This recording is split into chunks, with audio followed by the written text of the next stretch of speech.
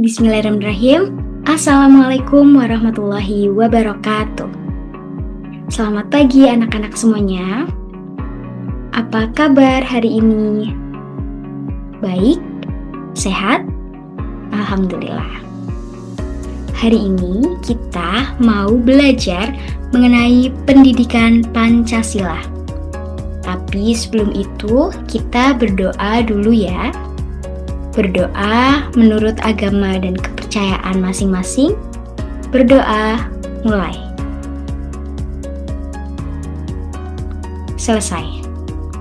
Oke, hari ini kita akan belajar pendidikan Pancasila mengenai materi perundungan dan pelecehan seksual. Materi yang pertama ada perundungan. Perundungan. Apa itu perundungan? Ada yang tahu? Oke, perundungan adalah perilaku yang dilakukan dengan sengaja untuk menyakiti orang lain dengan kata atau tindakan maupun sikap. Nah, perundungan ini terjadi karena seseorang memiliki niat dengan sengaja untuk menyakiti orang lain melalui perkataan atau berbicara, tindakan atau perilaku maupun sikap. Nah, perundungan ini membuat orang merasa sedih, takut, dan tidak percaya diri. Jenis perundungan yang pertama ada perundungan fisik, yaitu tindakan yang dilakukan dengan kekerasan fisik untuk menyakiti atau mengintimidasi orang lain. Contoh yang pertama ada memukul, menendang, mendorong, dan menampar. Menampar bentuknya seperti ini ya. Kalau memukul bisa berbentuk seperti ini. Menendang bisa menggunakan kaki. Dan mendorong itu termasuk dalam tindakan perundungan fisik. Lalu yang kedua ada merusak atau mengambil barang milik orang lain. Ketiga ada mengunci teman di ruangan. Ketiga bentuk ini termasuk dalam perundungan fisik karena bisa terlihat oleh mata dan terlihat jelas bahwa seseorang melakukan perundungan fisik. Jenis yang kedua ada perundungan verbal. Nah, perundungan ini dilakukan menggunakan kata-kata untuk menyakiti, merendahkan, mengejek, mengancam, atau mengintimidasi seseorang baik secara langsung atau melalui tulisan. Contoh, mengejek atau menghina. Bisa mengejek teman dengan fisik atau menghina melalui perkataan atau kata-kata yang tidak sopan. Yang kedua, mengancam dengan kata-kata. Contoh kata-kata ancaman itu bisa berupa seperti ini. Awas kamu ya, nanti kalau kamu tidak memberi aku uang, aku tidak akan berteman sama kamu. Kata-kata itu termasuk jenis perundungan verbal. Lalu yang ketiga ada menyebarkan gosip atau rahasia pribadi.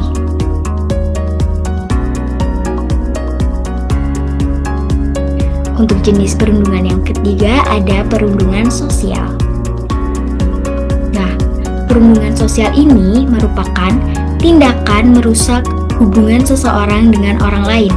Maksudnya adalah ketika orang melakukan perundungan sosial itu memiliki maksud agar orang lain merasa sama bencinya untuk membenci orang lain.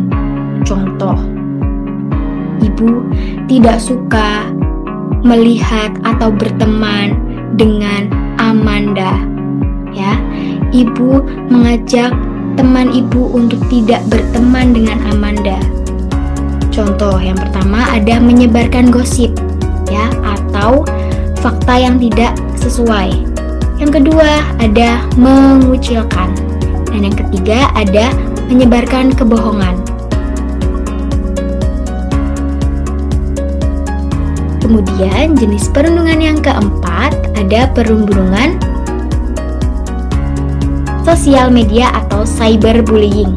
Ya, sosial media, perundungan sosial media atau nama lainnya cyberbullying. Nah, hal ini terjadi bisa melalui internet, media sosial atau pesan di ponsel. Contoh yang pertama, bisa menghina lewat komentar di media sosial. Ya, contoh seperti mengatakan yang tidak baik, kata-kata yang ditulis di komen di media sosial dengan tidak baik atau tidak sopan. Yang kedua, mengirim pesan jahat atau ancaman lewat chat ya. Dan yang ketiga ada menyebarkan foto atau video orang lain tanpa izin. Paham anak-anak? Oke, lalu bagaimana cara menjaga diri dari perundungan? Yang pertama, anak-anak bisa melapor pada guru atau orang tua atau orang dewasa yang kalian percaya. Yang kedua, saling menghormati dan menghargai. Dan yang ketiga, menjauh dari orang yang suka membuat masalah. Keempat, tenangkan diri dan jangan membalas. Dan yang kelima, ada menolong teman yang dibully. Kelima hal ini merupakan cara untuk kalian menjaga diri dari perundungan. Nah, perlu diingat bahwa perundungan akan terjadi dan terus terjadi kalau kalian diam dan tidak melapor pada guru. Jadi, untuk anak-anak apabila mengalami perundungan, harap segera lapor pada guru ataupun orang tua ataupun orang dewasa yang kalian percaya. Materi yang kedua ada kekerasan seksual. Nah, apa itu kekerasan seksual? Atau mungkin bisa sama dengan pelecehan seksual ya anak-anak? Ada yang tahu? Oke, kekerasan seksual adalah perbuatan yang menyentuh, berbicara, atau melihat bagian tubuh pribadi orang lain tanpa izin, atau membuat orang lain merasa tidak nyaman. Jenis pelecehan atau kekerasan seksual yang pertama ada pelecehan seksual secara fisik. Nah, hal ini mencangkup menyentuh atau memegang, bahkan melihat tubuh orang lain tanpa izin. Contoh yang pertama ada menyentuh bagian tubuh orang lain tanpa izin. Yang kedua, mencium dengan paksa. Yang ketiga, menatap tubuh orang lain dengan cara yang tidak sopan. Mungkin contoh tatapan yang tidak sopan adalah ketika melihat dari bawah ke atas, atas ke bawah dengan tatapan yang tidak sopan, dengan maksud yang tidak sopan. Bisa melihat ibu, mungkin contohnya seperti ini ya. Ya, terlihat bahwa tatapan itu tidak sopan, yang mempunyai maksud untuk melecehkan orang lain. Dan yang keempat, ada mengambil foto atau video tubuh orang lain tanpa izin. Jadi anak-anak tidak boleh memfoto atau memvideo tubuh orang lain tanpa izin. Harus izin. Nah, yang selanjutnya ada jenis pelecehan atau kekerasan seksual secara verbal. Masih ingat verbal itu apa? Betul, verbal itu melalui perkataan atau berbicara. Nah, dalam dalam pelecehan seksual ini itu mencangkup segala bentuk komentar, lelucon atau percakapan bernada seksual yang tidak diinginkan. Contoh yang pertama ada menggoda teman dengan kata-kata tentang tubuh. Yang kedua, berkata jorok atau cabul. Yang ketiga, memanggil teman dengan sebutan yang tidak sopan. Nah, bentuk pelecehan seksual verbal ini diingat ya teman-teman, melalui perkataan atau kata-kata yang keluar dari mulut kita. Jadi, untuk pelecehan yang ketiga, ini melalui sosial media atau online. Nah, ini sering terjadi melalui handphone, chat, atau media sosial. Contoh yang pertama, mengirim gambar atau pesan yang jorok. Jorok dalam tanda kutip di sini adalah tidak sopan ya teman-teman. Mengirim foto atau pesan tubuh orang lain itu tidak boleh. Yang kedua, meminta dan menyebarkan foto tubuh pribadi orang lain. Dan yang ketiga, yang sering sekali terjadi, ini adalah penyalahgunaan media sosial.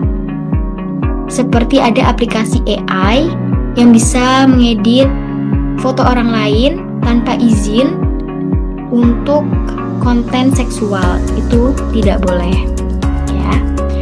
Jadi untuk teman-teman yang sudah mempunyai handphone, sudah memiliki laptop atau media sosial dan sebagainya, tolong dipergunakan dengan baik dan digunakan untuk konten-konten yang bermanfaat dan positif. Oke, lalu bagaimana cara menjaga diri dari kekerasan seksual? Yang pertama, anak-anak bisa melapor pada guru atau orang tua atau orang dewasa yang kalian percaya. Yang kedua, menjauh dari orang yang suka menyentuh atau menggoda. Nah, menggoda tahu apa artinya? Seperti perkataan yang tidak sopan. Contoh seperti cantik, kiu-kiu. Itu termasuk dalam menggoda. Tidak boleh dilakukan. Dan yang ketiga, ada berani bilang tidak kalau ada orang lain yang menyentuh tubuhmu tanpa izin. Ya, kalau ada orang lain yang kalian tidak kenal tiba-tiba menyentuh tubuh kalian, katakan tidak. Jangan sentuh aku. Ya, karena apa? Tidak ada yang boleh menyentuh tubuhmu tanpa izin. Oke, terima kasih. Materi kali ini cukup. Mungkin anak-anak bisa belajar di rumah ya, diingat, difahami ya. Terima kasih sudah belajar hari ini dengan baik, semangat ya. Semoga ilmu bermanfaat untuk kalian semua. Ibu akhiri, terima kasih. Wassalamualaikum warahmatullahi wabarakatuh.